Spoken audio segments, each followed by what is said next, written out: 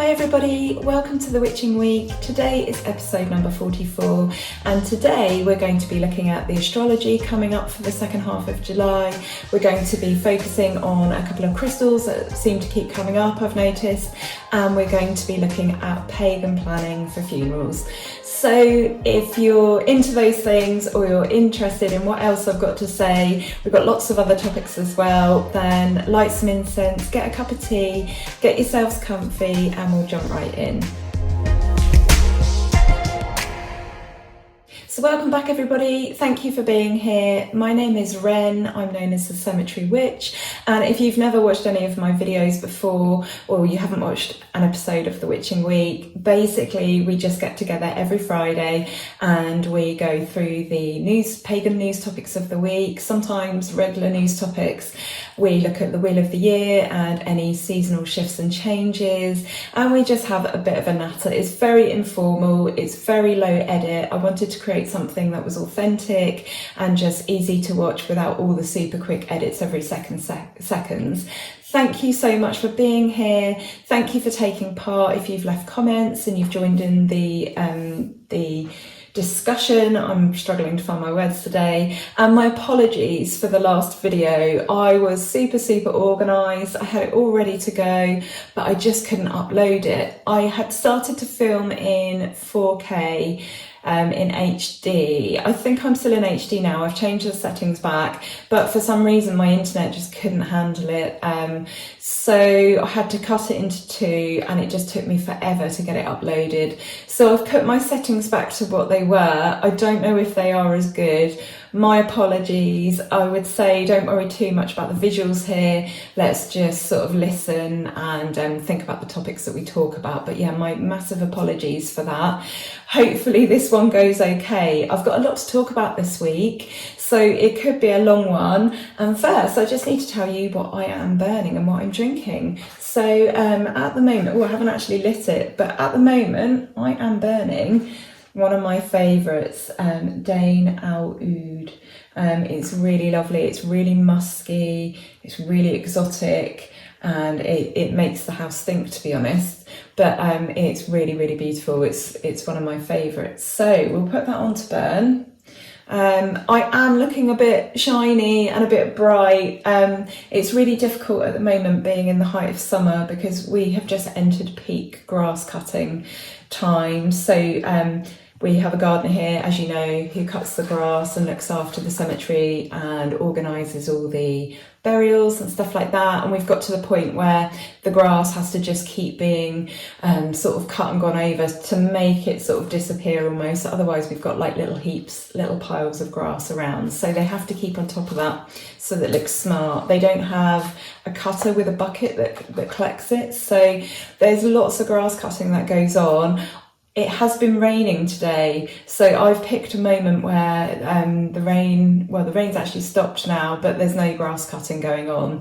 So it's quite tricky in the summer, but it's much easier in the autumn. So in the autumn and winter, on the whole, these get uploaded on a Friday for Friday at 4, and there doesn't tend to be too many interruptions. But the summer's very different because we have the grass cutting going on, and we also just have more busy times and personal things going on. So I do try to aim for 4 o'clock on a Friday, but it is a little bit hit and miss. So I'm sorry about that in recent weeks. Yeah, just looking at the picture now, I just want to say I have got curly hair. We were speaking about this some time ago in one of my videos and how it's always frizzy, and some of you gave me some advice. I've been trying this product on my hair and then just letting it naturally dry, but as you can see, I do actually have a wave. So that's been a bit of a personal revelation this week. What's been going on? So we've had a lot going on in our news in the UK. I'm not going to go into too much detail there because this is a witchcraft show after all, and not a people being dodgy in the media show. But I just wanted to just reiterate my message of a couple of episodes back, in that I think it's really important that we are kind, especially when we are behind a keyboard and we don't know all the facts. The reason I'm bringing this up is there is a lot going on with astrology at the moment. There's some very powerful astrology for the second half of July, and we're going to go into that. But we've got the new moon coming up on Monday in Cancer, and Pluto has a lot going on as well. And interestingly, the energies of obviously new moon in Cancer are often about motherhood and children and protecting and nurturing children. And some of the astrology going on is, it's believed that it's going to bring up underhand and underground sexual and criminal activity that has been going on by very powerful people, and it's believed that a lot of that is going to be brought to light. So it's very interesting, some of the events that are going on. When you start looking into astrology, there are a lot of sort of parallel things going on. It's making a lot of sense. Astrology is just something I'm getting into. I'm not an expert by any means, and I follow several who I consider to be really good astrologers. So I'm just sort of starting to become really fascinated, because there are a lot of parallels and a lot of things that I'm seeing being written about astrology, and a lot of it is, you know, seems to be coming true in many ways. So yeah, we're going to talk about that a little bit more further on in this episode. I actually wanted to read something from the pagan A Year of Pagan Prayer, not the Pagan Book of Prayer, there's no such thing. A Year of Pagan Prayer. We tend to get this out every other month, don't we? And I think it's just such a beautiful book.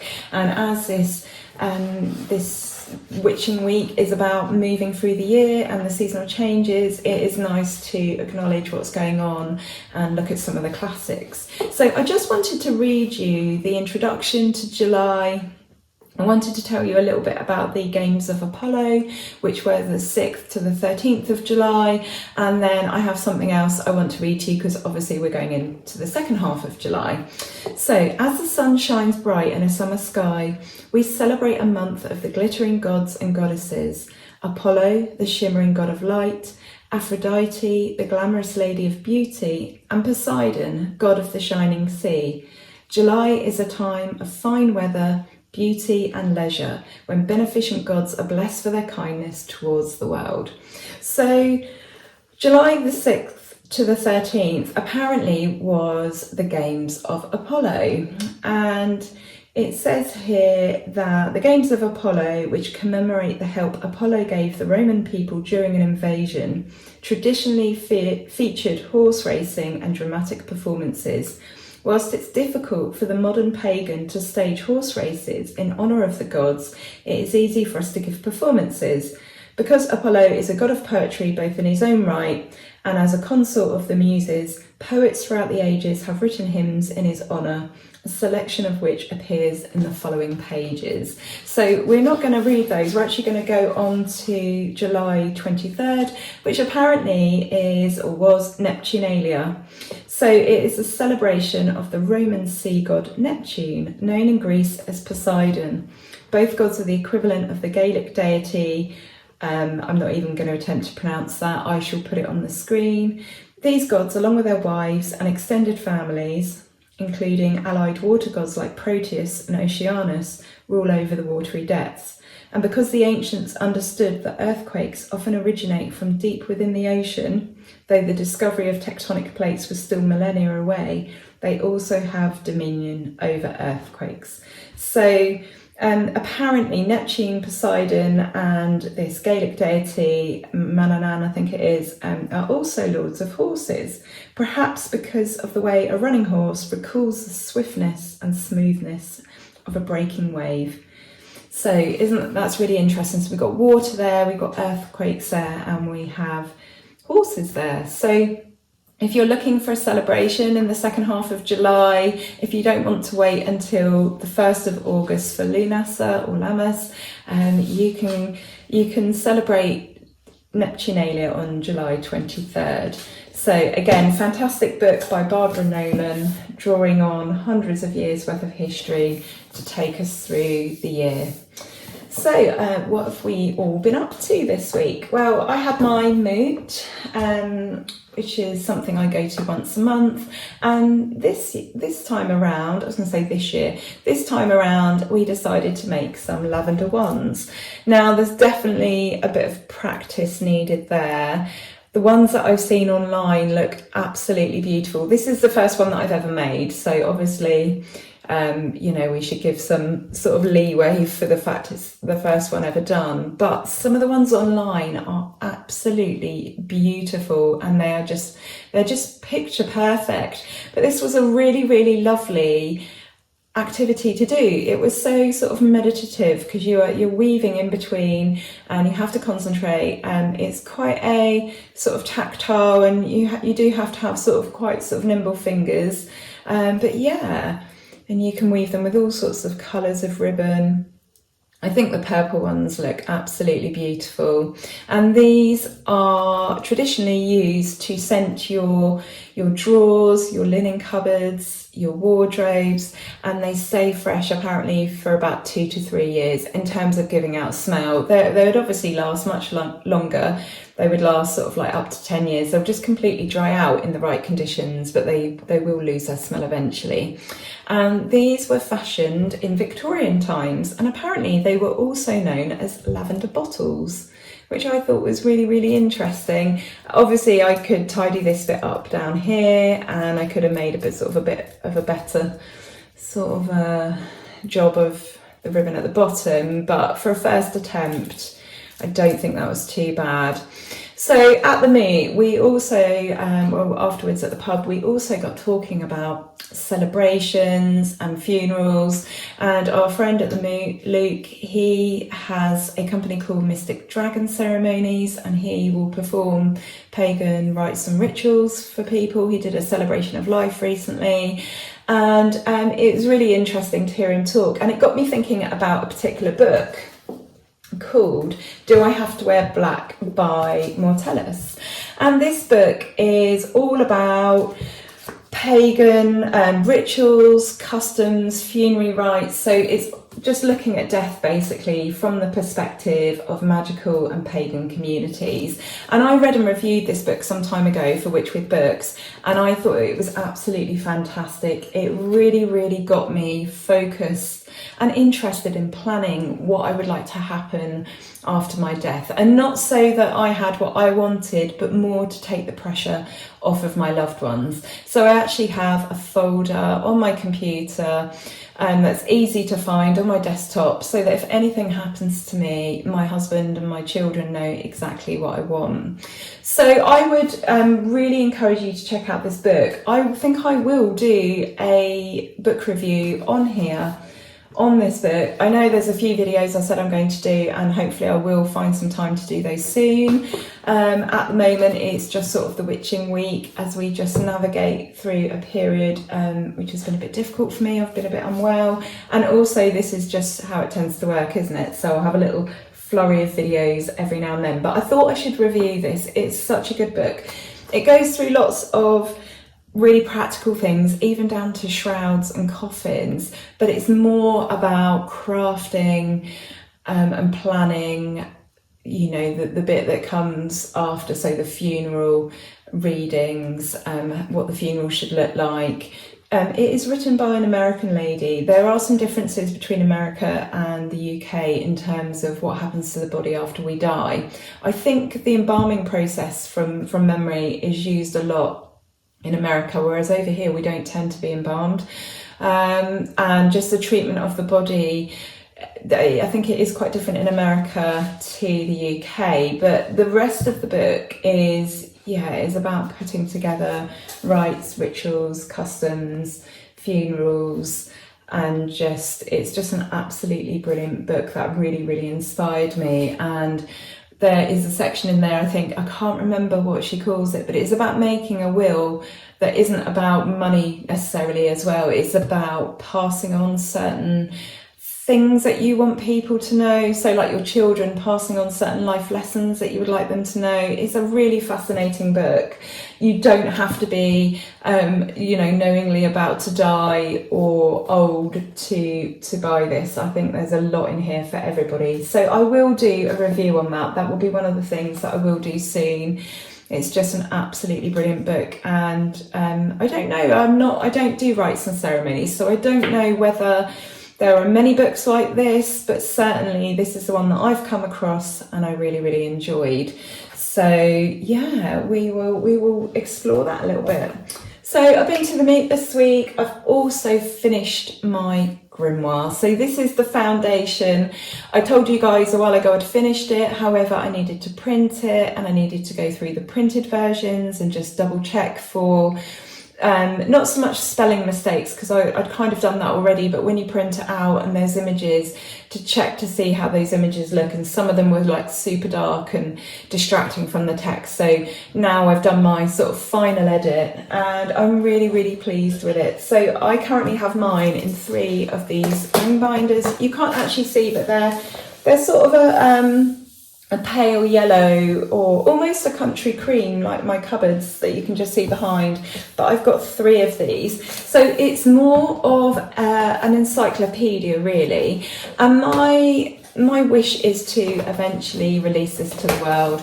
Now there's a few financial things that are holding me back, and also just being brave enough to do it, if I'm honest with you. This has been a labour of love for many years now. It must be 3 or 4 years I've been working on this, just when I've had a moment here and there in between being busy or being unwell. And I've finally finished the foundation. So it's about 500 pages long. It's A4 size, and it isn't just quick reference factual sheets, there's also text running throughout. So my idea is that if I release this to you guys, you could either do what I've done and have it running from start to finish, or you could have like the information in quick sort of reference sheets in one folder and then the text in another folder, or you could just print out the reference sheets. There are so many options. So I've called it my grimoire because it's where I keep all of my information, but it's kind of a magical encyclopedia, to be honest. So I thought I would just show you. You could print this out and pop this in a leather bound book. I've got mine in a file. I'm a very, very practical person, and I just like things to be simple and easy. I have done like a contents page as well, which I don't have in here, but there's lots of bits in here that I'm going to make available to you that, you know, isn't necessarily in my folder. So we've got like 2 front covers there that you can use. There's a bit of information about your grimoire. Again, that's kind of one of those pieces that you wouldn't put in here. You would just read that and maybe keep that. I've got these chapter pages running throughout. You could also use that as a front page for your grimoire if you just want something simple. And then there's just a bit of information on witches and witchcraft. I've personally got the Charge of the Goddess and Charge of the God. I won't be selling those, but that again might be something that, you know, you could maybe have as part of Patreon, as, you know, some extras. But yeah, so we've got a few little things in here, like 13 Goals of a Witch, be mindful, witches etiquette, some information on different types of witches, and then it goes into the grimoire proper. So you might not bother with any of that.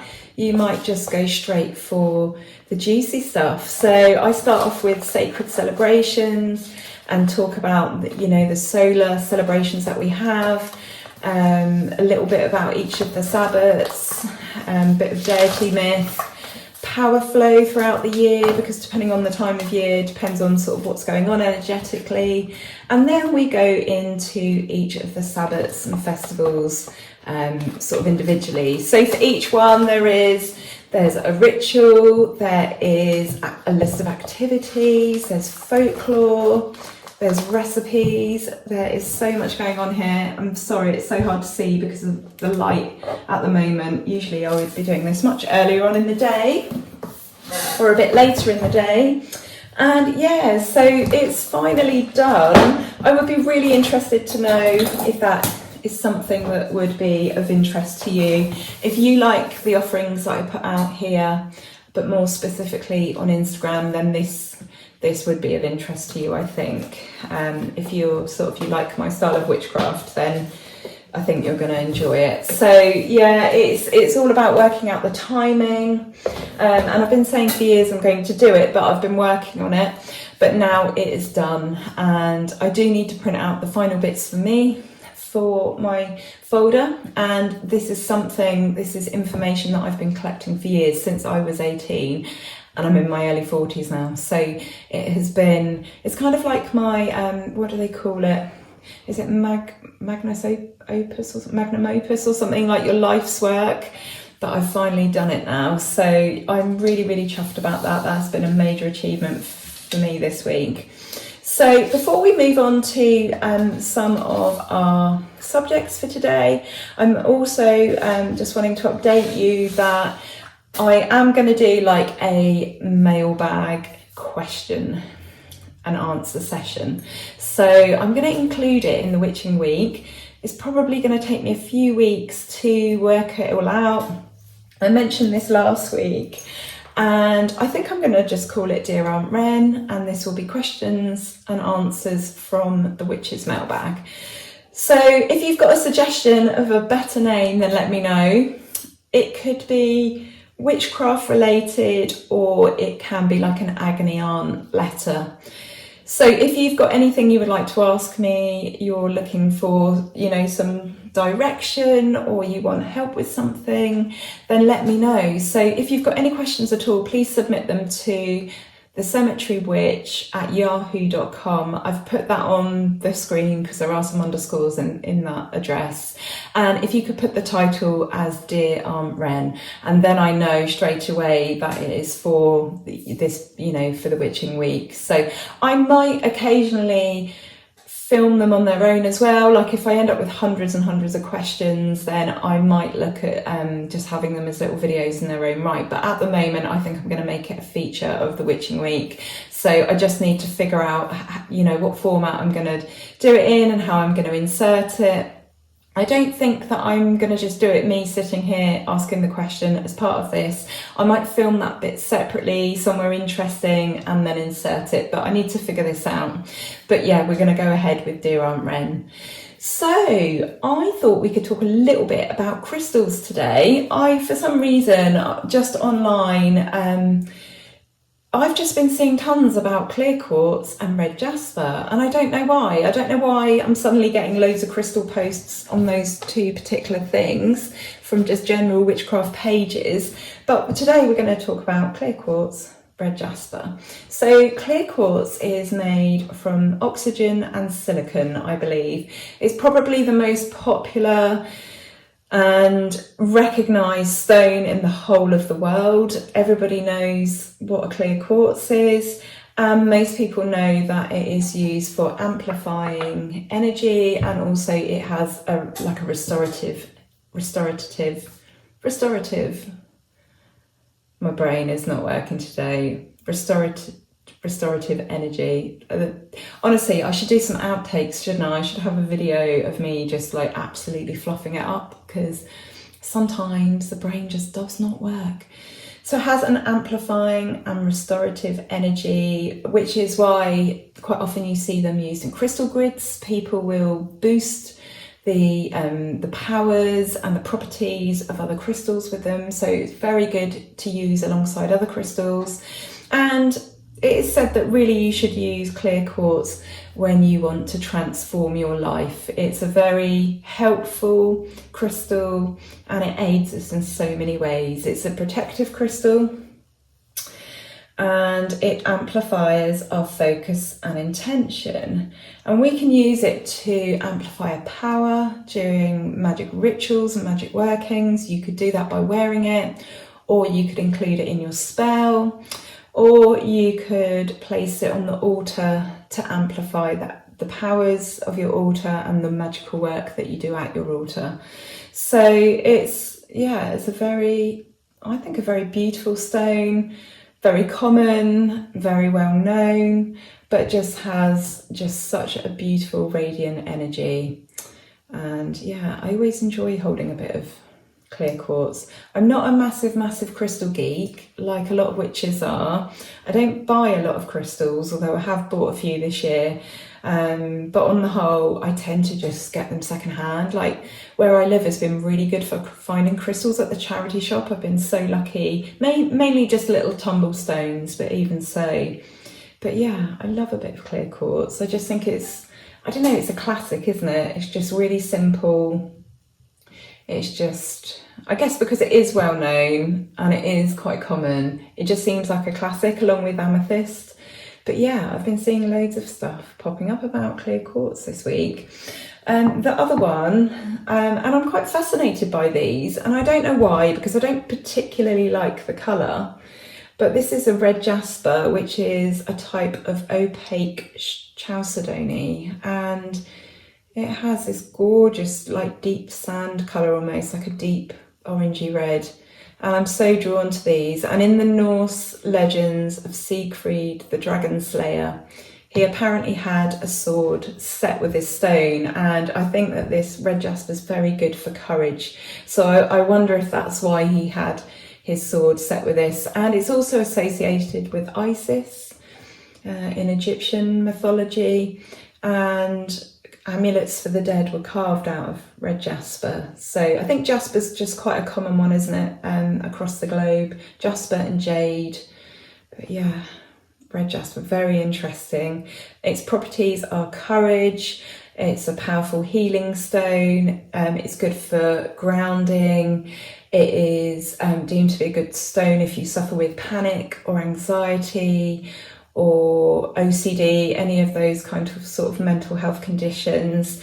It gives us insight into difficult situations. It, despite the colour, it actually calms down aggressive energy, and it's a great grounding stone. It gives us stability, it motivates us, and it's just generally said to give us quite a good sort of sense of well-being. Maybe that's why I like it, but yeah, absolutely fascinating. And I guess they're two quite sort of contrasting stones, but I've been seeing them everywhere this week. I've seen people talking about them. I've seen them popped up in little sort of like memes and images, and they've been everywhere this week. Let me know what your favourite crystals are, whether you go through this as well, whether you have periods where you're just like seeing the same thing around everywhere, and what do you make of that? Is that a message for me to basically use these crystals, and maybe they're what I need at the moment? Maybe I need that. Maybe I need a bit of stability and a bit of protection. So I thought we'd move on to astrology now. We're going to move from crystals to astrology, and I just want to point out first, before we talk about projected ideas for how things are going to be, of course, that there are many transits in one birth chart alone. So astrology is very multi-layered. It's going to be different for each person, but we're going to talk about the energy of things happening on the whole. So, you know, that are generally going to affect everyone. But of course, that's not to say that it will. From what I gather, it's just such a complex subject, which is probably what's kept me away from it for a while. My brain just, as you know, can't cope with anything too detailed and complex. But the astrology for the second half of July is looking quite powerful. There is a lot going on, and it's possibly quite volatile. So we've got the new moon in Cancer on Monday the 17th. That's at 19:35 hours UK time. Obviously check the time of wherever you are. And obviously Cancer is a watery sign, so it's related to our emotions, our feelings. And when we think of Cancer, to some degree, we think of those as being perhaps a bit choppy, a bit turbulent, a bit moody. And so you may well feel that way as the new moon goes into Cancer, and I would suggest it's probably going to be worse for Cancers as well. But this is going to be a really good time for setting intentions, but it's also a time to get clear on those intentions. Like, what is it that we want to manifest? What do we want to achieve? What is it that we are missing from our lives that perhaps we would like to start to think about including? And it's also going to be a really good time to think about, our actions and whether they are fear-based or love-based. You know, what is causing us to think and feel that way. So all that in mind, I would say my personal take on that is it's a bit of a time to slow down, be patient, and probably be a bit kind to ourselves. I spoke at the beginning of the video a little bit about how Cancer is very much related to motherhood, but more specifically children and the nurturing and the protection of children. We also have Mars, which has moved into Virgo, and it's going to be there until the 27th of August. We did have Mars in Leo, and that was all about fun, but this is a slightly more serious energy, and this period is going to be about using our energy to be productive. So when you think about that new moon energy, and we're thinking about getting clear on what it is we want to manifest, you know, what is it that we want to achieve? What is it that we want to bring in? Well, then this other energy is very much about taking those ideas and making them happen and being productive. And to some degree about honing your skills and upping your game a little bit. And it's a really good time for exercise programs, for going on a diet if there's one you've been trying and failing at or you've been thinking of.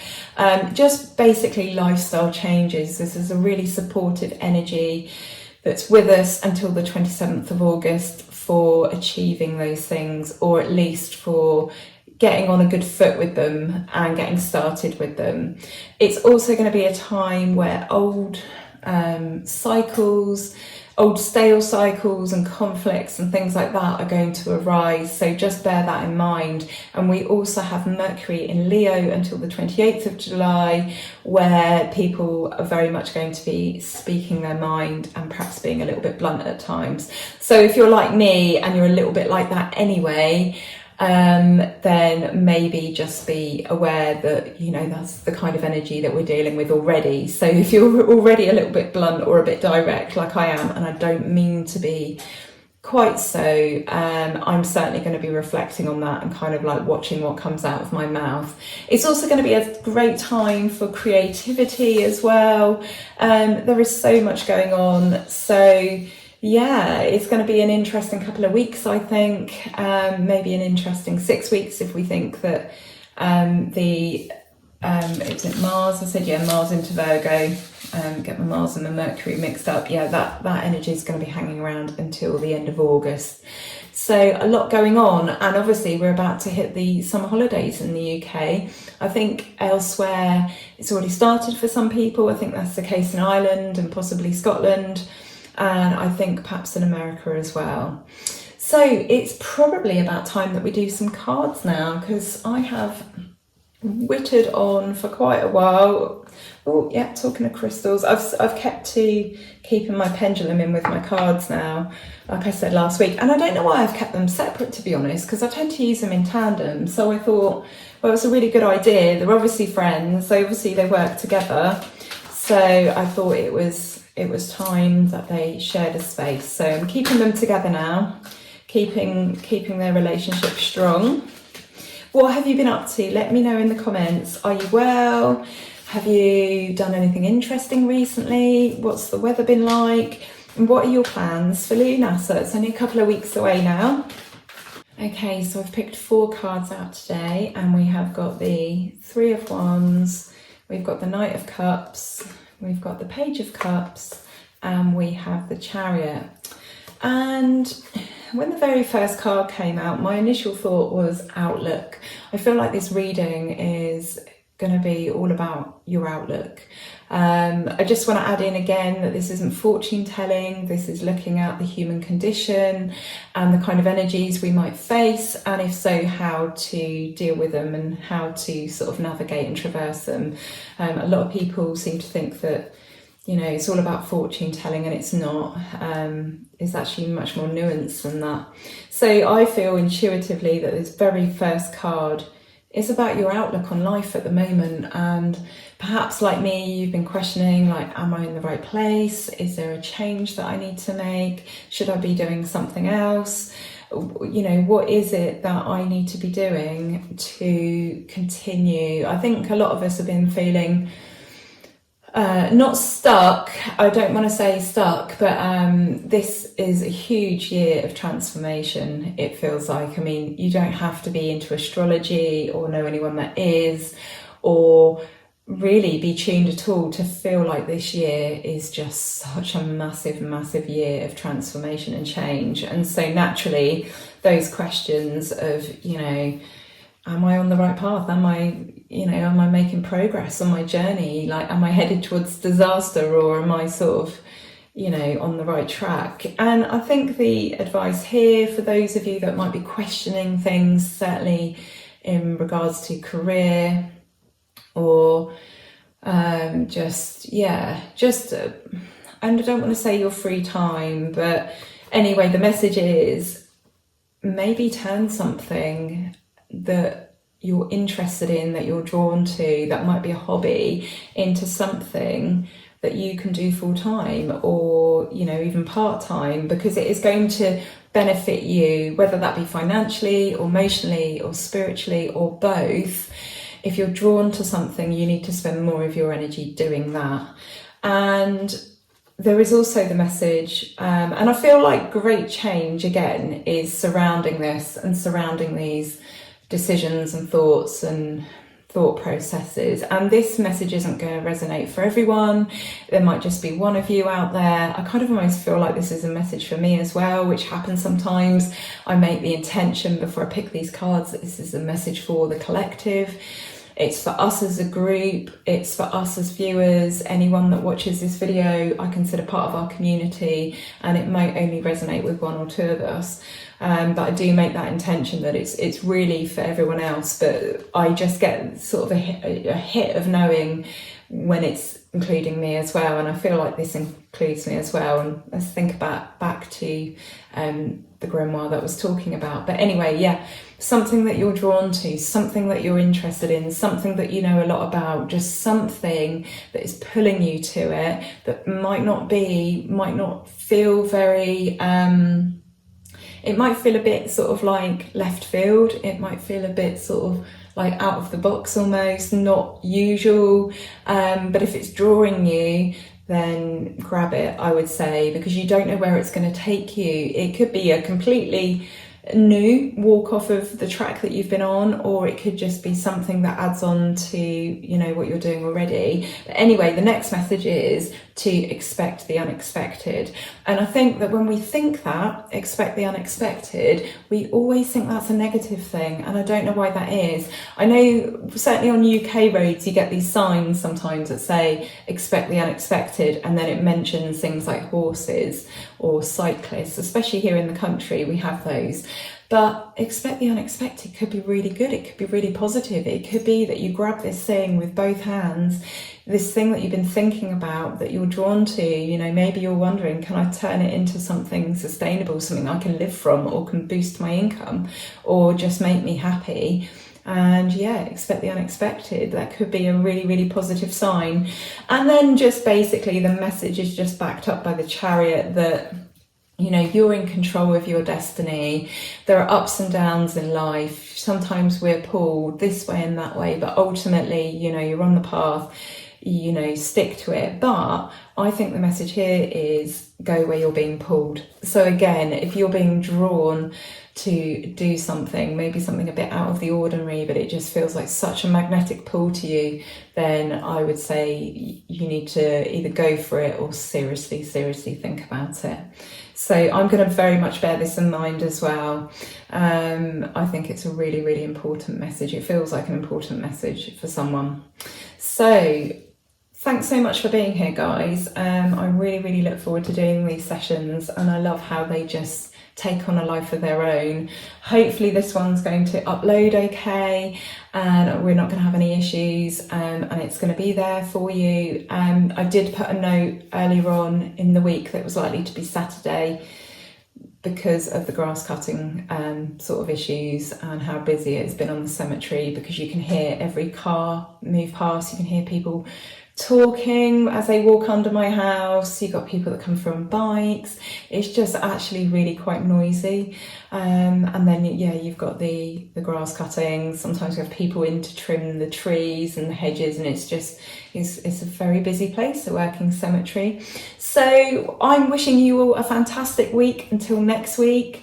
I don't know what we're going to talk about next week. That's the beauty of it. It shall unfurl as we travel through the week. And I hope the same happens for you. I hope lots of lovely, interesting things unfurl for you.